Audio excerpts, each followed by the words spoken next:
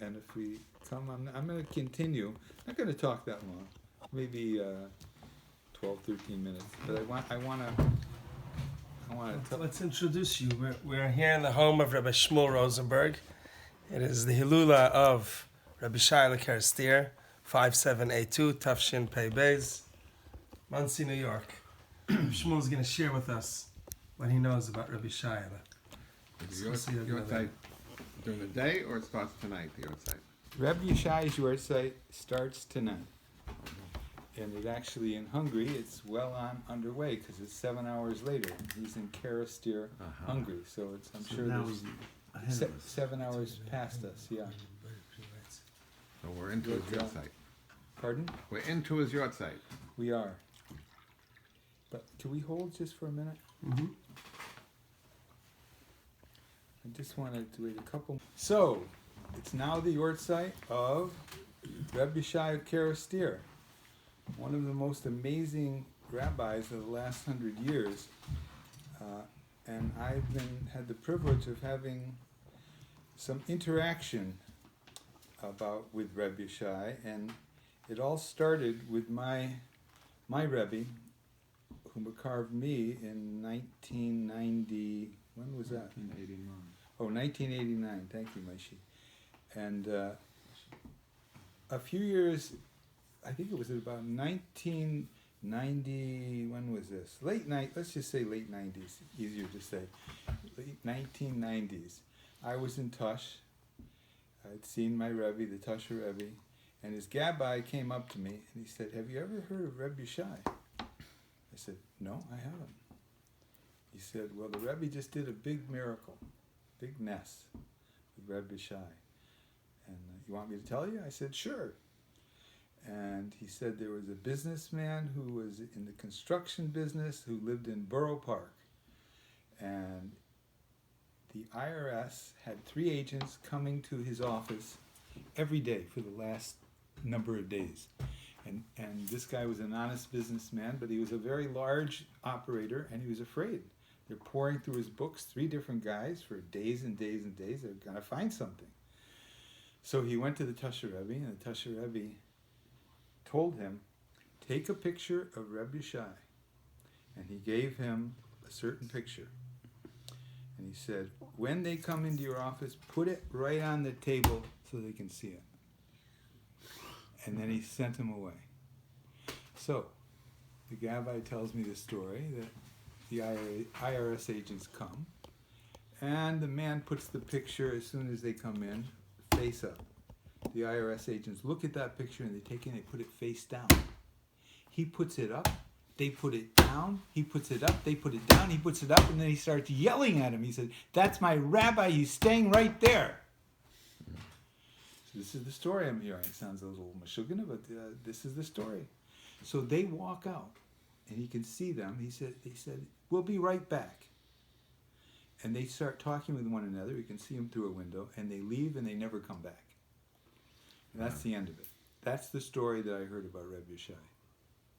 Now, I was living in Monsey. I was not hearing about Rebbe Shai. When I first went to Rebbe Shai's kever in Keresteer, there were like 10 people there. It wasn't a popular place. How long ago was this? About 15 years? In the 1990s. And so this is the story I heard, and the Gabbai gave me a picture, the same copy of picture that he gave to this businessman, and I forgot about it. Then about a year later or so, or maybe a little less, I got a letter from the IRS. Oh my and goodness. said, "We are auditing you for 2 things. 1, for your charitable deductions, and 2, for your deductions on your 2-family house that you took off." Now, at that time, the year they're auditing me, I was living in Israel, and I communicated with my accountant through a fax machine. It wasn't like today, where it was so simple to go back and forth on computers. It was difficult to send it and difficult to speak to him, and things got very mixed up. And he took things that he never should have taken off, and I wasn't able to check sufficiently.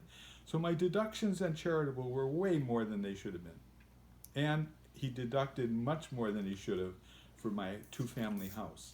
I think he took off like my personal things as opposed to the tenants and added them all on. Anyway, I had to go to this IRS audit, and I figured, okay, I'll bring my checkbook. I know it's wrong. Whatever they tell me to pay, I'll write out a check and I'll pay. I'm not going to argue.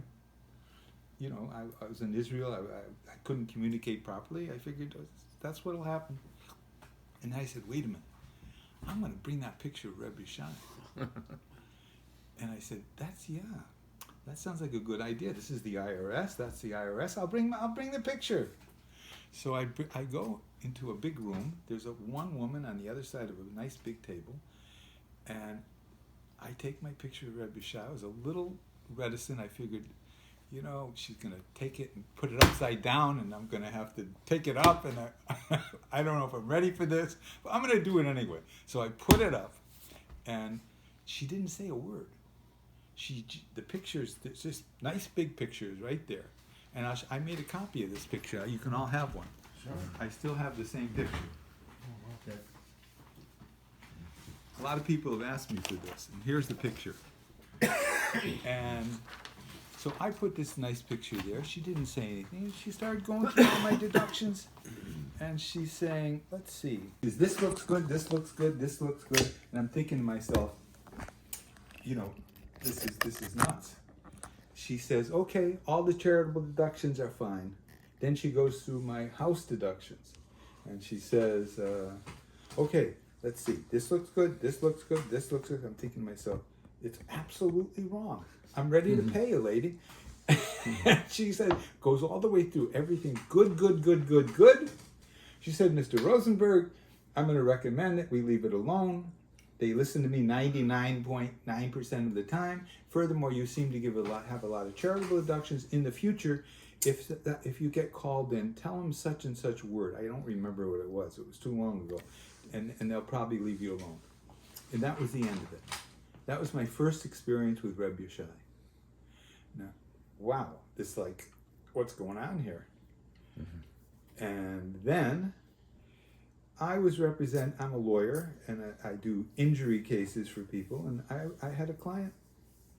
And this client, you know, before I say about Rebbe Shai, let me give you a little bit of background about Rebbe Shai, since this is his yard site right now, the 3rd of Iyar, Gimel Iyar, and 1925. We're fortunate, there's only a few people here with us, and 2 of them have had relatives who've had contact with Rebbe Shai. It's amazing that... But Rebbe Shai was born into a family of just plain people. His father passed on, and his mother saw that he was a very bright boy, and she took him to a Rebbe named the Liska Rav. That's maybe an hour away from Keresteer. And he was maybe 12, and his mother wanted him to learn Torah. And she heard that he became the assistant to the Rav, which means that he swept the floor, he helped him with things, he did whatever needed to be done, he did. The mother was so nervous and upset because she wanted her son to learn Torah. She made a special trip and talked to the Rav and said, I don't want my boy to be a janitor, I want him to learn Torah. She said, you have it wrong, you don't understand. By being an assistant, it's actually bigger than learning Torah, because he'll learn everything there is to learn. So she calmed down, and she left him there. And he, for a number of years, worked very closely with the Liska Rav. The Liska Rav could see that Rebbe Shai had amazing qualities. Like somebody would come and they needed money. Rebbe Shai would reach in his pocket. He got a nice allowance from his mother. He'd just give them all the money they needed. And the Liska Rav could see that he was taking away his business. He's saying, and he could see that he was developing already into a real Rebbe at a very young age. And he had his own children, boys, and people asked him, what about your own boys? He said, only Rebbe Shai. I'm only interested in Rebbe Shai. And so this went on for X number of years till Rebbe Shai was older, and the Liska Rav intimated that he wanted him to take over, but he passed on, and his children wanted to take over themselves. They wanted to have a means of getting by and living, and they ended up having a din Torah. And the din Torah was with the Nevarna Rebbe, who was a big Rebbe at that time. And the Rebbe tried to encourage the sons to just say, I don't know how many sons there were, but just to let Rebbe Yishai take over, but they wouldn't. And they didn't want to have a fight, so Rebbe Yishai, the Nevarna Rebbe, advised Rebbe Yishai to go to Keresteer, which was a ways away from Lisk. And he moved to Keresteer. There was nothing going on in Keresteer. But the Nevarna Rebbe, who was a big Rebbe, thought so much of Rebbe Yishai, he moved to Keresteer with a Rebbe and stayed with him for 1.5 years. And whenever anybody would come to him, he would encourage them to go to Rebbe Yishai. And so that's a little bit about how Rebbe Yishai got started. But going back to where I was about, where was I, actually? Lawyer. Which part of the lawyer? Case. Injury lawyer. Yes. So going back to the fact that I was an injury lawyer and I had this one experience with my taxes. The next experience I had was a Satmar Chassid came to me in an automobile accident, and he had hurt his shoulder, his rotator cuff. I think it was his rotator cuff muscle on his shoulder, and he had a small operation, and he could do a lot of things, but he couldn't do everything. And I went to an insurance company's lawyer's office for a hearing with my Satmar client, all dressed up, being Mr. Satmar, Chassid, and I brought my picture of Rebbe Yishai, and I put it right down on the table, and again, I thought he's going to say something. The guy looked to me like I thought he was an Italian Catholic. He had his first name was Rich. I'm not going to mention his last name, but it sounded like it was Italian to me. And he looks at me, and I thought he was going to say something about the picture, but he says, "You know, Sam, I'm Jewish too." Wow. He said, "Yeah, my wife goes to the Reformed Temple. She's in the sisterhood, and he's telling me all about himself." I said, "Oh, that's so nice, Rich." That's the first time I met him in person. And he starts interrogating my client, like everything you could possibly ask him for over an hour. But my client was well prepared, and he answered everything the way he should. At the end of this little hearing, he looks at me and he says, "Sam, how much money do you want?" And I'm in my business. Nobody asks you how much money you want. They say, "What's it worth?" They don't use that kind of phraseology. So my mind starts clicking. How much money do I want? I want the world. What do you think I want? I want everything. I want $1 million. I want... So I quickly calmed myself down, and I came up with some crazy number, like some odd number that I knew was way more than the case was worth. But, he asked me what I wanted, so I figured I'd have room to negotiate and come down. And he looks at me.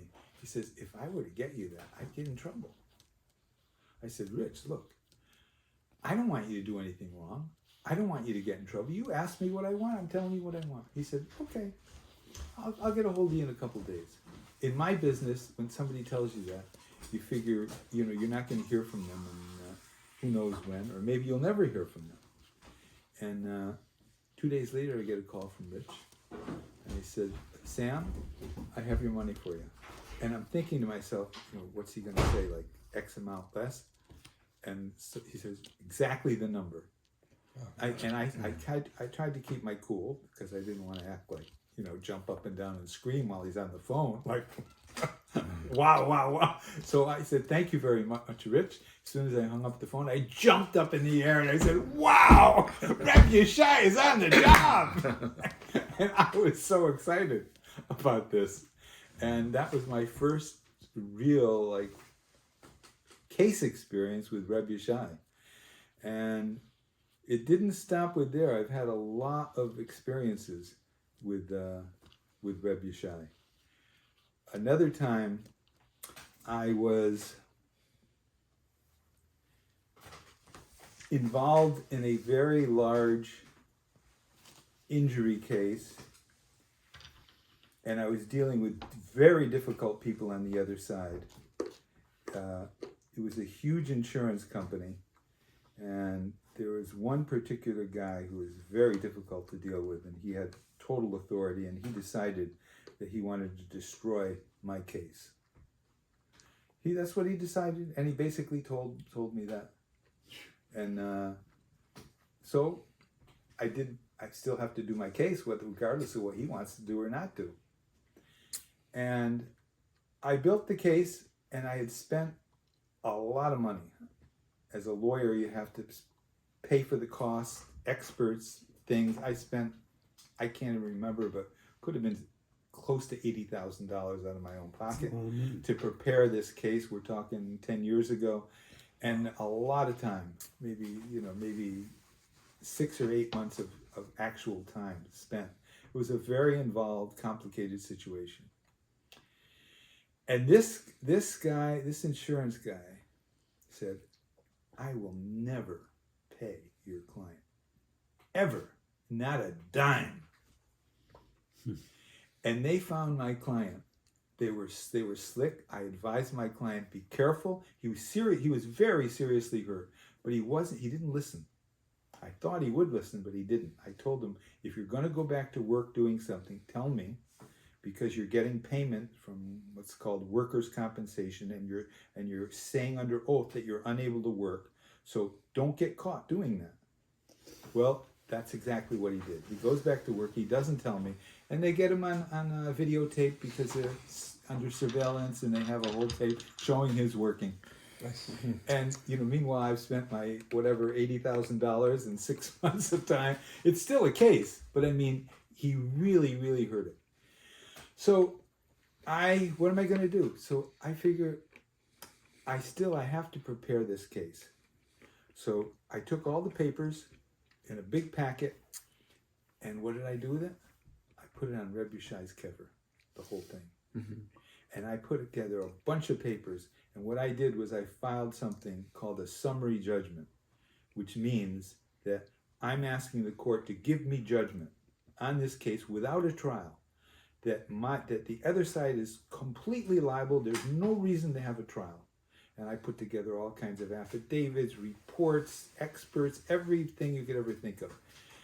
And I sent it to the other side. And of course, they have the time to respond. 30 days went by, and that's the time limit for them to respond. And I called them up, and I said, or maybe it was like 28 days, and there was like 2 days left. And I said, I didn't get your papers and to respond. And they said to me, you didn't get our papers because we're not going to respond. And I didn't comment. I just said, thank you very much, hung up the phone, and I started talking to myself. What do you mean you're not going to respond? That's crazy. On a $10,000 case, insurance company lawyers respond. You're not responding. This is a multi-million-dollar case. You're not even responding. That's like negligence. It's like malpractice not to respond. I'm going around and around in my head thinking about this. And then I call a friend of mine who's like really smart, a researcher who helped me do some legal research on this case. And I said, Susan, I want to tell you what happened. She said, I just spoke to the defense lawyer, and they said they're not going to put in papers. They're not going to respond. And she said, come on, that can't be. Maybe you made a mistake. I said, no, I didn't make a mistake. That's what they said, clearly. And then it dawned on me, Reb Yishai's on the case. I dropped the case right on his cover. They never responded, and I got judgment against them. Really? And so the only thing I had to prove were damages. And the damages, so I wasn't afraid of losing because I couldn't lose. Now they could try to come in and say, look, he's a faker, he's this, he's that, they shouldn't give him so much damages, whatever. But I could not lose the case. So I had a lot more confidence, and then they asked me actually to do what's called mediate the case, which means get together and try to settle it. So this Mr. Nasty Insurance guy comes in, and I did a number of things. This is the guy that said he's never. The guy who said he'd never pay a penny. And he comes in, and his fancy lawyers are there. One guy from New York City who was like, whoa, this guy was vicious. This guy is like as vicious as you can find. And we're mediating this case in front of a mediator. And of course I have my picture of Rebbe Shai, but we're in different rooms. And we finally actually get to a number that we can settle the case. And I wasn't thrilled about it, but my client wanted to accept it. And my job is to do what my client wants. And so they offered a certain amount of money. We accepted it. And then we went to the room together. We were in separate rooms, and now the other lawyer and the insurance guy and me and the other lawyer, and the insurance guy comes up and he says, and he with his big stern face and and then I said to him, I said, I want to apologize to you. He said, why? I said, because I subpoenaed you into a hearing and it affected your vacation. And I want to say, I'm sorry. Something told me to say this right at the beginning, but I didn't. I just had a feeling to say this. And the guy looks at me. He says, that's so nice of you to apologize. That is such a nice thing to do. Wow, I really nice of you. He keeps on talking this way. His lawyers are looking at him like they never saw this guy talk nice in his life for the last 30 years. And he said, see, we paid you. We paid you, didn't we? We were fair with you. I said, yeah. I said, are you happy? He's asked me if I'm happy. I said, well, I'd like to have gotten a little bit more because I settled for an odd number. He said, oh, really? What did you want? I said, I told him what I wanted. It was like an extra $50,000, which would have made it a number that I would have been happier with. And he looks at me and he said, we'll give you that extra $50,000. Wow. Now his lawyers are looking at him like, this guy is nuts. What are you doing? We've never seen you smile in your life in 30 years, and now you're giving out $50,000 of the insurance company's money that you don't even have to give out? And so I am not making this up. You would think I am. Even myself, I think I'm making this up. This guy gave an extra $50,000 that he didn't have to give of his company's money to, and that's what happened. That it was just so unbelievable. So I mean, I credit Rabbi Shai for this. That I can't say that it was my lawyer that did this. That so these are some of the things that have happened with Rebbe Shai, and many other things have happened to many people. I don't know of any Rebbe. So many nisim, miracles have happened once he passed on in Rebbe Shai. I myself have experienced many things, and I keep on hearing stories and stories and stories that are honest and reliable stories. I haven't heard this of anybody else. But Rebbe Shai, his yahrzeit is right now, and so I think if we all light a candle and we all think of Rebbe Shai, say a little Tehillim, and I'm sure Rebbe Shai will be on the job for all of us. So that's a little introduction, my little introduction to my experiences with Rebbe Shai. Beautiful. How long have I been talking here? Maybe 25 minutes. Okay, that's long enough, I think. So here's the picture of Rebbe Shai. Should we show the picture? Sure. Here's the picture of Rebbe Shai that I used. And if anybody wants to get a hold of it, I freely pass this out. Okay. Is it that same picture as that one? No. No, that's an artist's drawing of that picture. This picture, I think, is from his passport. It's the same picture. You see, this is the actual picture from his passport. And that is This was a real picture, you mean? Yeah. From his passport, and then that one is the same picture, you see, but that's somebody drew it.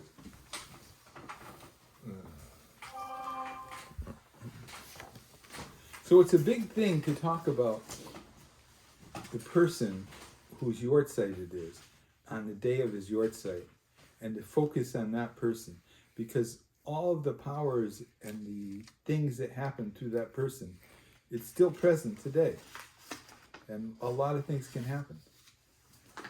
With a lot of nisim can take place now, just because you were tapping in to that power and energy of Rebbe Shai, of that person, because his strength is present on his yortzeit. Just like a holiday, the power of the holiday is there at the time of the holiday. So it's a big thing to, one story that I read in his book. Am I on this anymore? Yeah. One story that I read in his book called SHayala, which is an amazing book. It's so good. I think I've read it 5 times and I'm still reading it, and I'm still not bored of reading it. Is that the Satmar Rebbe, Rabbi Yoel, when he was a young man, he was asked to be, he was asked, I think, to be the sandek at a bris, holding the baby at a bris. Mm-hmm. And when he came, of Rebbe Shai's grandson, and when he went there was a large number of people there, and the Satmar Rebbe was a young man at the time, but Rabbi Yoel was always a super powerful, incredible person. And Rebbe Shai gave him a small bottle and asked him to pour for the guests. And there were a huge number of guests, and there's this small bottle. He said, I can't do this. So he gave the bottle back to Rebbe Shai. Rebbe Shai said, okay, I'll do it. And so Rebbe Shai started pouring and pouring and pouring and pouring and pouring to everybody there, and there was no problem filling huge numbers of glasses with this small little bottle. And the Satmar Rebbe used to tell of this story according to this book, and I think this is accurate because the people who put this book together were close to Rebbe Shai. Their families were close, and they did whatever they could to be authentic. And it doesn't surprise me at all that would happen with Rebbe Shai. But I like that story. It reminds me of the Baba Saleh, the things that he used to do. But anyway, Chaim lebroches. Shkaya.